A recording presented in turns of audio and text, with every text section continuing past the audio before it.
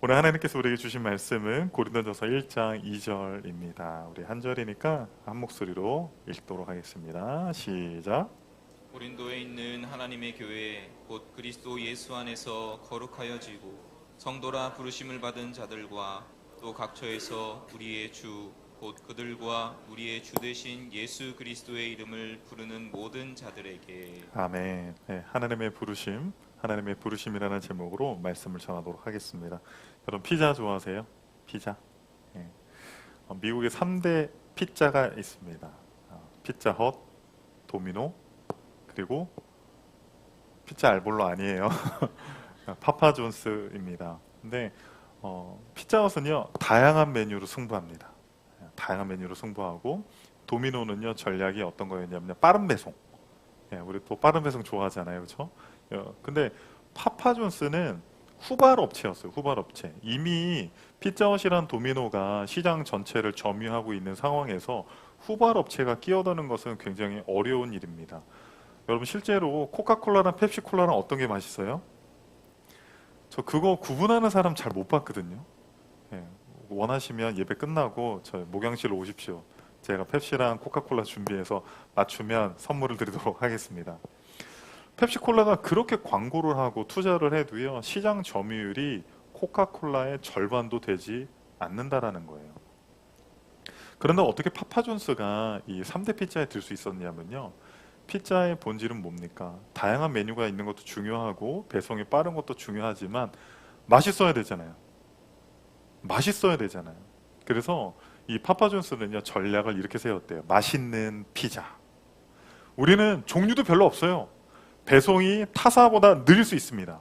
그러나 우리 피자가 가장 맛있는 피자입니다. 이것을 전략으로 내세웠다라는 거예요. 그러니까 뭐에 집중한 거예요? 본질에 집중한 거죠. 다른 어떤 외형적인 거에 집중한 것이 아니라 맛있는 음식, 맛있는 피자 하면 파파존스가 생각날 정도로 본질에 집중했기 때문에 3대 피자에 들 수 있었다라고 생각합니다. 제가 이제 어린 시절에 유명했었던 DJ DOC라고 하는 그룹이 있습니다. DOC와의 추물이라고 하는 노래에 이런 가사가 있어요. 젓가락질 잘해야만 밥을 먹나요? 잘못해도 서툴러도 밥 잘 먹어요. 그러나 주위 사람 내가 밥 먹을 때 한마디씩 하죠. 너 밥상에 불만 있니? 사실 이제 저도 이제 우리 청년들이랑 밥을 먹다 보면요 젓가락질을 되게 요상하게 하는 청년들이 있습니다. 처음 봤어요. 그렇게 젓가락질은. 그 새끼 손가락이랑 요 손가락에 이렇게 붙여가지고 이렇게 하는데요. 막 되게 너무 불편해 보이는데 또 밥은 제일 빨리 먹어요.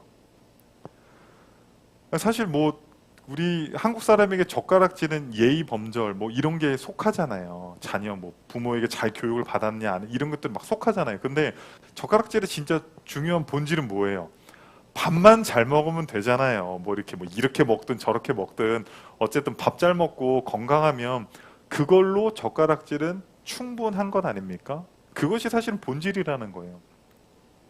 또 하나님께서 우리에게 또 아름다운 성전을 주시고 또 예배당을 주시고 우리가 이것을 위해서 함께 기도하며 많은 시간 또 이렇게 노력을 했는데, 저는 여러분들과 이 새 성전에서 드리고 싶은 말은요, 교회의 본질에 대해서 여러분들과 말씀을 나누고 싶습니다. 다음 주부터는요 요한계시록의 7교회를 통해서 하나님이 원하시는 교회, 우리가 원하는 교회가 아니라 하나님이 도대체 어떤 교회를 원하시고 하나님이 기뻐하시는 교회가 어떤 교회인지 좀 살펴보고 함께 고민하고 그런 교회를 만들기를 원합니다. 그런데 요한계시록의 7교회를 살펴보기 전에 과연 교회란 무엇인가, 교회의 본질이 무엇인가를 이 고린도전서 1장 2절의 말씀을 통해서 여러분들과 나누고 싶습니다. 먼저 여러분, 저는 고린도라고 하는 지역에 대해서 여러분들이 잘 아셔야 된다고 생각합니다. 우리가 뭐 성경에 고린도전서 후서가 있기 때문에 잘 아는 것 같지만, 먼저는 이제 고린도라고 하는 도시는 그리스 마게도냐의 남부 지역을 아가야라고 해요. 그 아가야의 수도가 고린도입니다. 그러니까 항구 도시였기 때문에요. 상업이 굉장히 동양과 서양의 어떤 문화와 상업이 굉장히 발달하고 번창한 도시였습니다. 그러니까 고린도 지역이 얼마나 번창한 지역이었냐면요, 당시 학자들의 어떤 추측에 의하면요, 60만 명이 그 지역에 살았대요. 그리고요, 경기장이요, 이 야외 경기장이 있잖아요. 그 경기장이 2만 명이 수용할 수 있는 경기장이 있었다라는 거예요. 여러분, 우리 그 잠실 주 경기장이 가장 많은 인원을 수용할 수 있잖아요. 몇 명 수용하는 줄 아세요? 2만 5천 명이에요. 지금 우리나라에서 가장 많은 사람들을 수용하는 야구 경기장이 2만 5천 명인데, 정말 2000년 전에 이 고린도 지역에 이미 2만 명을 수용할 수 있는 경기장이 있었습니다. 그리고 신전도요, 12개나 있을 정도로 종교나 문화나 상업적으로 굉장히 발달한 도시였다라는 것입니다. 그런데 이 도시에 누가 방문을 했어요? 사도 바울이 방문을 했습니다. 2차 전도 여행 때 1년 6개월 동안 예수 그리스도의 이름을 전하여서 교회를 세웠습니다. 그리고 이제 사도 바울은 이제 또 돌아가게 되고, 또 3차 전도 여행을 할 때 에베소 지역에서 이 고린도 교회에 문제들이 많다라는 것을 듣게 됐어요. 그래서 이 에베소에서 서신을 쓴 것이 고린도 전서가 된 것입니다. 그런데 이 고린도 전서는요, 이 고린도 교회의 수많은 문제들을 지적을 해요. 막 당파싸름, 막 끼리끼리 막 누구는 아볼로파, 누구는 베드로파, 누구는 바울파, 이런 식으로 당파 싸움도 많이 있었고, 서로 분쟁과 소송과 어떤 성적인 문제들, 직분의 문제들, 이런 것들이 너무나도 많이 있었습니다. 그런데 그 문제들을 지적하기 이전에 교회가 뭔지, 교회의 본질에 대해서 먼저 설명한다라는 거예요. 2절에서 저는 세 가지로 여러분들과 말씀을 나누고 싶습니다. 첫 번째는요, 교회는 하나님께 부르심을 받았다는 거예요. 하나님께 부르심을 받았다는 거예요. 여러분 어떻게 예수님을 만나게 됐습니까? 여러분이 먼저 예수님을 찾고 하나님의 이름을 불렀습니까? 아니면 하나님께서 여러분에게 찾아가 주셨습니까? 그 어떤 누구도 우리가 먼저 하나님의 이름을 부르고 하나님을 만난 사람은 없어요. 하나님께서 내 삶 속에서 찾아오시고 우리를 부르셨기 때문에 우리가 지금 이 자리에 있는 줄 믿으시기 바랍니다. 누구나 신이 필요한 순간이 있다라는 책의 저자 에릭 와이너는요, 어느 날 갑자기 응급실에 실려가게 되고 막 CT를 찍고 죽음의 문턱 앞에서 두려움에 떨게 됩니다. 그런데 한 간호사가 자기에게 이렇게 물어봤대요. 아직 당신의 신을 만나지 못했습니까? 종교도 없고 믿는 신도 없었기 때문에 죽음의 문턱 앞에서 너무나도 두려웠다라는 겁니다. 그런데 건강하게 태어난 이후에 내가 종교를 가져야 되겠다, 신을 만나야 되겠다라고 생각해서요, 9,900개의 종교 목록들을 쭉 살펴보면서 하나씩 지워갔대요. 약간 사이비 종교 있잖아요. 그런 거 지워가고, 그리고 또 다른 종교들을 패러디한 것, 복사한 것들, 흉내낸 것들, 그런 것들을 지워가고, 또 예배 시간에 환각제를 쓰는 종교들도 있대요. 뭐 성찬식이라고 하고 거기다 마약이나 환각제 같은 거를 넣어서 예배를 드리는 그런 이상한 종교들 있잖아요. 그런 모든 종교들을 제하고 총 8개의 종교를 선정해서 이제 그 나라를 막 방문해서 그 종교들을 배우는 거예요. 첫 번째, 불교. 티벳에 가세요. 라마 승들과 교제하고 막 가르침들을 받으면서 불교의 가르침들을 받고요. 터키에 날아가서는요, 이슬람 수피즘, 데르비시들과 그 사제들과 함께 어울리면서 이슬람의 교리들을 배웠다고 합니다. 이스라엘에 가서는요, 유대교의 카발라를 공부하고, 뉴욕에 있는 프란체스코 노숙자 쉼터에서는요, 수사들과 대화하고 토론하고 또 그들의 교리를 배우기도 했고요. 여러분 혹시 그런 종교도 있는 거 아세요? UFO를 믿는 종교가 있다라는 걸 아십니까? 라엘교라고 해서요, 이 UFO를 믿는 종교, 이 집단에도 가서도요, 이 가르침을 받고요, 마녀처럼 주술을 믿는 종교인 위카, 그리고 자연 그 자체가 되라는 샤머니즘까지 정말 모든 종교들을요 찾아가서 공부하고 배우고 가르침을 받았다라는 거예요. 그런데 이 에릭 와이너가요, 그 종교들을 방문하고 배울 때 많은 깨달음도 얻었지만 실망도 했대요. 각 종교가 갖고 있는 한계들이 너무 뚜렷했다라는 거예요. 그래서 너무나도 혼란스러웠다라는 거예요. 가르침을 받고 배우고 실망하고 혼란스러워하는 이 모든 과정들을 계속 겪으면서 이 에릭 와이너는요, 책의 말미에 이런 이야기를 합니다. 각 종교 간에 약간의 조립이 필요하다.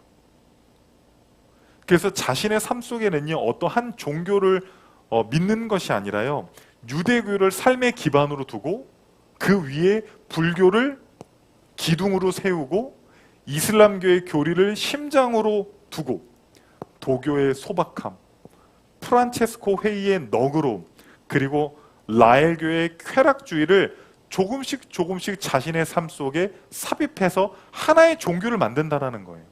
그래서 어떠한 상황에 처하면요, 마치 라디오의 주파수를 맞추는 것처럼 각 종교들의 가르침을 받아들이고 그 신의 이름을 부른다라는 의미로 책의 말미에 썼다라는 거예요. 그런데 저는 에릭 와이너의 글을 보면서 좀 안타까웠어요. 이 에릭 와이너가 믿는 종교는 도대체 뭐죠? 이 사람이 믿는 신의 이름은 도대체 뭐죠?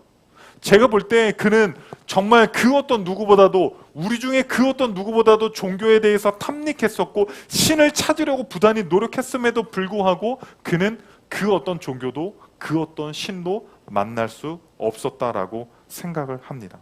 여러분들은 어떠십니까? 부단히 신을 찾으려고 노력하셨습니까? 종교에 매이지 않은 그리스도인이라는 책에서 프리츠 리더나워는 이렇게 말합니다. 종교는 인간이 신을 향해 손을 뻗는 것이다. 하지만 기독교에서는 하나님께서 인간에게 손을 뻗으신다. 무슨 말입니까? 우리 중에 그 어떤 누구도 하나님께 먼저 손을 뻗친 사람이 없어요. 기독교를 제외한 모든 종교는요, 신께 손을 뻗칩니다. 절을 하기도 하고 예물을 드리기도 하고 신을 만나기 위해서 고행을 하기도 합니다. 그런데 우리 기독교는요, 외형적으로는 타 종교들과 비슷한 것 같지만 그 여호와 하나님께서, 그 예수 그리스도께서 여러분을 먼저 만나주시고 여러분의 이름을 불러주셨기 때문에 우리가 이 자리에 있을 수 있다라는 것입니다. 김춘수 시인의 꽃이라고 하는 시 잘 아시죠? 내가 그의 이름을 불러주기 전에는 그는 다만 하나의 몸짓에 지나지 않았다. 내가 그 이름을 불러주었을 때 그는 나에게로 와서 꽃이 되었다. 무슨 의미입니까? 내가 그 사람의 이름을 불러주기 전에는요, 그 사람의 이름이 무엇인지도 몰랐고 그 사람은 그냥 하나의 몸짓, 그러니까 아무것도 아니었다라는 거예요. 그런데 내가 그의 이름을 불러주자 그는 특별한 존재가 되었다라는 거예요. 꽃이라고 하는 특별한 존재가 되었다라는 거예요. 여러분, 우리가 특별한 사람 같지만 하나님 앞에서 우리는 모두 다 같은 사람이에요. 어떤 사람은 사회에서 존경받는 사람도 있고 사회에서 성공한 사람도 있고 많은 사람들에게 사랑을 받고 영향력을 끼치는 사람도 있습니다. 사람들에게 특별할 수는 있어요. 그러나 하나님 앞에서는 죄인의 몸부림에 지나지 않는다라는 거예요. 죄로 말미암아 죽을 수밖에 없는 우리를 위해서 하나님께서는 독생자 예수 그리스도를 보내주셔서 그 주님께서 우리를 특별한 존재로 불러주셨습니다. 한번 우리가 주님이 여러분의 이름을 부르는 것처럼 여러분의 이름을 한번 불러봐요. 하나, 둘, 셋. 왜 안 불러요? 네. 하나, 둘, 셋. 광우가 이렇게 불러주시는 거예요. 여러분을 불러주셨습니다. 사람들이 여러분을 어떻게 생각하든 상관없어요. 하나님 앞에서 여러분은 다 꽃 같은 존재예요. 하나님 앞에서 전부 다 특별한 존재입니다. 우리를 이렇게 불러주신 이유가 있겠죠? 에베소 4장 1절입니다. 읽겠습니다. 주님의 일로 갇힌 몸이 된 내가 여러분에게 권합니다. 하나님께서 여러분을 불러주셨으니 그 불러주심에 합당하게 살아가십시오. 네, 하나님께서 우리를 부르신 줄 믿습니다. 첫 번째가 뭐였어요? 교회는 하나님이 부르셨다라는 거였어요. 두 번째는 뭡니까? 교회는 거룩해야 된다. 하나님께서 우리를 불러주신 것처럼 그 부르심에 합당한 삶은 거룩인 줄 압니다. 우리 오늘 본문에도 보면요, 거룩하여 지고라고 하는 표현이 있죠. 이게 헬라어로 헤기아스 메노이스라고 하는 단어인데 정결하게 하다, 신성한 것으로 여기다, 불경한 것에서 분리시키다라고 하는 뜻입니다. 우리가 이 단어 조금만 더 살펴볼게요. 제가 사실은 설교할 때요, 어떤 헬라어나 히브리어의 문법적인 이야기를 하는 거를 별로 좋아하지를 않아요. 왜냐하면 이렇게 좀 어렵거든요. 그리고 그게 왜 이렇게 중요한지 좀 잘 모르겠어요. 근데 이게 중요해요. 이게 완료형 수동태로 쓰여져 있습니다. 네, 괜찮아요? 이게 어려운 게 아니잖아요. 우리가 뭔가 완료하는 거 어려운 게 아니잖아요. 그러니까 여러분, 하나님이 여러분을 부르셨잖아요. 그리고 거룩하다고 하잖아요. 우리가 헌금을 많이 해야지, 우리가 헌신을 많이 해야지 거룩해지는 게 아니에요. 예수 그리스도와 연합했기 때문에, 예수 그리스도를 인격적으로 만났기 때문에 그 예수 그리스도로 말미암아 여러분의 직분과 여러분의 헌신도와 상관없이 여러분이 예수 그리스도를 소유했다라고 한다면 여러분은 이미 거룩해진 거예요. 완료된 거예요. 내가 천국 보내줄 테니까 거룩해지면 천국 가는 거야? 그게 아니라는 거예요. 이미 거룩한 사람으로 불러주고 있는 겁니다. 그런데 이게 완료형 수동태라고 했죠. 능동태는 뭐예요? 내 노력으로, 내 헌신으로 거룩해지는 게 아니에요. 막 40일 금식기도 하고 막 기도 열심히 해야지 거룩해지는 것이 아니라 예수 그리스도와 연합한 모든 성도들은 이미 거룩해졌어요. 옆 사람 봐보세요. 얼마나 거룩한지 몰라요. 옆 사람에게 고백합시다. 당신은 이미 거룩한 존재입니다. 여러분, 고린도 사람들은요, 막 그런 생각할까? 아유, 제가 무슨 거룩합니까? 한 주간 삶을 되돌아보면 얼마나 하나님 앞에 부끄러운 게 많은데, 저도 마찬가지예요. 여러분, 근데요, 고린도 사람들을 일컫는 말이 있었어요. 코린티아조마이라고 하는 헬라어가 있습니다. 이거는요, 고린도 사람처럼 행하다라는 의미이지만 그 안에 어떤 의미가 있냐면요, 음행하다, 매춘을 행하다라고 하는 관용어로 당시 사람들이 사용을 했습니다. 여러분, 고린도 지역에 12개의 신전이 있었다고 했죠. 거기에요 1000명 정도의 신전 매춘부들이 있었어요. 도시 전체가 얼마나 타락했는지 몰라요. 그러니까 얼마나 이 고린도 사람들이 타락하고 음행을 저질렀으면 주변에 있는 도시 사람들이 아이고 고린도 사람 같으니 라고 하는 말이 뭐예요? 음행을 저지르는 사람 같으니 라고 하는 말로 쓰여졌다라는 겁니다. 그런데 그 고린도 사람들에게 지금 사도 바울이 뭐라고 해요? 거룩한 사람이라고 말하는 거예요. 너 예수 잘 믿으면 거룩해질 거야, 천국 갈 거야 라고 말하는 것이 아니라 네가 비록 지금 음행을 하고 네가 지금 분쟁을 일으키고 네가 지금 어려움에 처하고 하나님 앞에서 온전하지 못한 사람이라 할지라도 예수 그리스도와 연합했기 때문에 너는 거룩한 존재가 되었다라고 고백하고 있는 것입니다. 여러분, 거룩이 뭡니까? 거룩. 우리는 이제 유교 문화권에 있기 때문에 뭔가 좀 거룩한 거를 이렇게 좀 조용하고 차분하고 뭔가 이렇게 2대8 가르마하고 이렇게 좀 조용히 근엄하게 이렇게 제가 좀 거룩하게 볼까요? 할렐루야. 이렇게 아멘을 안 해. 이렇게 하면서 이렇게 여러분, 거룩은 그런 게 아니에요. 여러분, 막 촐싹대는데도 거룩할 수 있어요. 말이 많은데도 거룩할 수 있어요. 막 덤벙대는데도 거룩할 수 있어요. 조용하다고 거룩한 것이 아닙니다. 제시 라일이라고 하는 청교도는요, 거룩을 이렇게 설명했습니다. 거룩함이란 습관적으로 하나님과 한 마음을 갖는 것을 말한다. 누구랑 한 마음이 되면 거룩하대요? 하나님과 한 마음이 되면 거룩하다라는 거예요. 하나님의 판단에 동의하고 그분이 미워하시는 것을 미워하며 사랑하는 것을 사랑하며 이 세상의 모든 일을 성경의 기준에 비추어 판단하는 행위를 의미한다는 거예요. 여러분, 하나님이 우리를 불러주셨습니다. 그리고 우리를 거룩한 자라고 말씀하십니다. 그러면 우리는 누구와 한 마음이 돼야 돼요? 하나님과 한 마음이 되어야 된다는 거예요. 하나님이 우리를 부르셨고 하나님의 자녀로 부르셨음에도 불구하고 우리를 거룩한 자라고 말씀하심에도 불구하고 고린도 교회의 사람들처럼 음행하고 여전히 세상 사람들의 기준에 맞추어서 살아간다면 그것은 하나님이 원하시는 모습이 아니라는 거예요. 우리는 이미 거룩한 사람입니다. 그렇다고 한다면 우리의 삶 속에서 하나님과 한 마음이 되어서 하나님이 미워하시는 것을 미워하고 하나님이 사랑하는 것을 사랑하고 하나님께서 우리에게 말씀하시는 것에 순종하며 나아가는 저와 여러분이 되기를 소망합니다. 마지막 세 번째입니다. 마지막 세 번째는요, 이 2절을 보면요, 이런 표현이 있어요.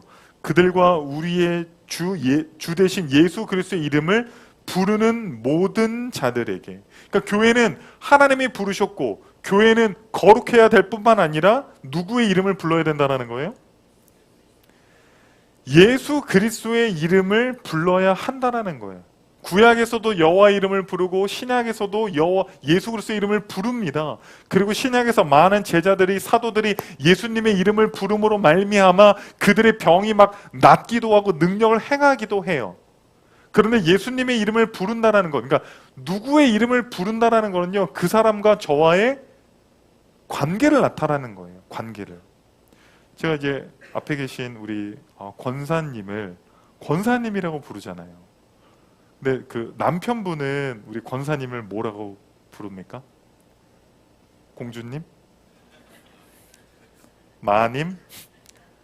뭐 아니 부르는 명칭에 따라서 관계가 다르는 거잖아요. 그렇죠? 제가 공주님이라고 부를 수는 없잖아요. 우리 두 공주님께서 오늘 헌금을 이렇게 하실 텐데 공주님 감사합니다 이렇게 할 수는 없잖아요. 그럼 남편 보고 불러달라고 해요. 네, 오늘 가서 꼭 불러주세요. 두 남편분들 아멘을 안 하고 네, 할 줄 믿습니다. 누군가의 이름을 부르는 건요, 그 사람과 나와의 관계가 올바로 서 있느냐 그렇지 않느냐를 보여주는 거예요. 우리가 예수님의 이름을 부르는 거는요, 예수님과 올바른 관계가 맺어져 있다라는 겁니다. 로마서 10장 13절 한번 읽어보겠습니다. 누구든지 주의 이름을 부르는 자는 구원을 받으리라. 사실 이 구절을 보면요, 예수님의 이름만 부르면 구원을 받나? 우리가 찬양할 때 얼마나 예수 이름을 많이 불렀고, 또 우리 저희 할머니는요 맨날 예수님의 이름을 불렀어요. 아이고 주여, 아이고 주여, 아이고 주여, 아이고 주여. 맨날 그냥 주님의 이름을 부르시는 거예요. 항상 습관적으로. 그런데 저는 이런 생각을 했어요. 교회도 다니지 않고 세례도 받지 않던 사람이 죽기 직전에 예수님 이러면 구원을 받는 거죠. 지금 그런 얘기를 하고 있는 겁니까? 실제로 그렇지 않다라는 거예요. 누군가의 이름을 부르는 거는 그 사람과의 관계를 말하는 거라고 그랬죠. 여러분 사형리를 보면 하나님과 예수님과 올바른 관계는 어떤 관계라고 말하죠? 그 동그라미 원 안에 의자가 있고 그 의자 위에 누가 있어요?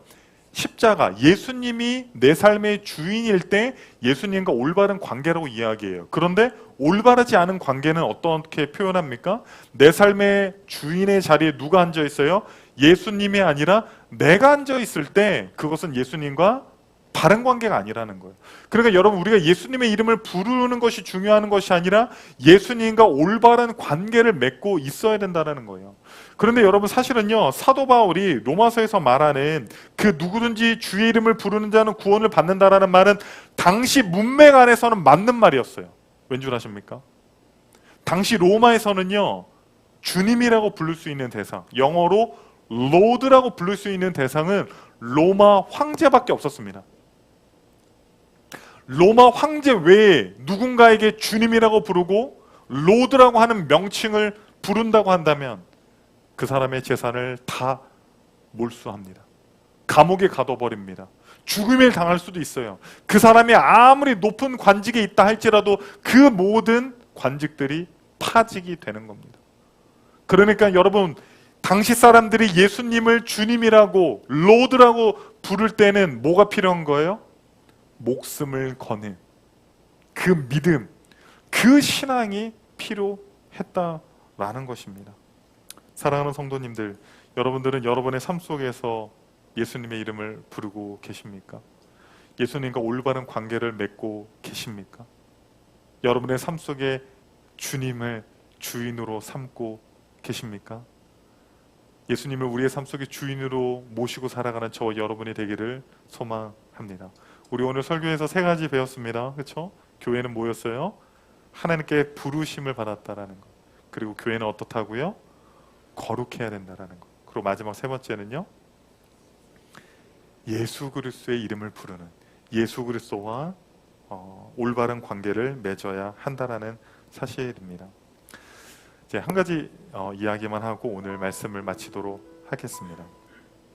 2021년 미국의 기독교 작가인 폴 트립 박사님이랑 남침내의 총회장인 제이리 그리어 목사님이요, 가스펠 코얼레이션이라고 하는 팟캐스트에서 오늘날 교회가 직면한 가장 중요한 문제가 무엇인가를 논의하는 시간이 있었습니다.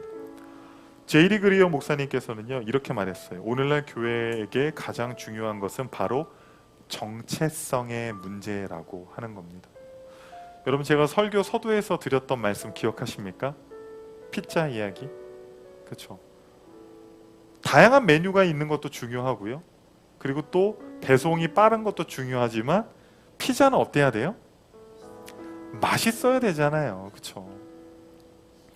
교회가 큰 건물을 짓고 또 편의시설들을 성도들에게 제공하고 훌륭한 음악과 세련된 인테리어를 제공하는 것도 어쩌면 현대 교회에서 매우 중요해진 것 같습니다. 그런데 여러분, 진짜 교회는 뭘 제공해야 돼요? 진짜 교회의 정체성은 하나님이 기뻐하시는 교회가 돼야 되겠죠. 우리가 원하는 교회, 우리가 소망하는 교회, 우리가 가고 싶은 교회. 여러분, 어쩌면 그런 교회들이 막 부흥하는지도 몰라요. 그런데 하나님이 보실 때에는 거룩한 교회, 우리의 삶 속에서 예수님을 주인으로 모시고 예수 그리스도의 이름을 부르는 교회, 그러한 교회의 모습으로 살아가는 저와 여러분이 되기를 소망합니다.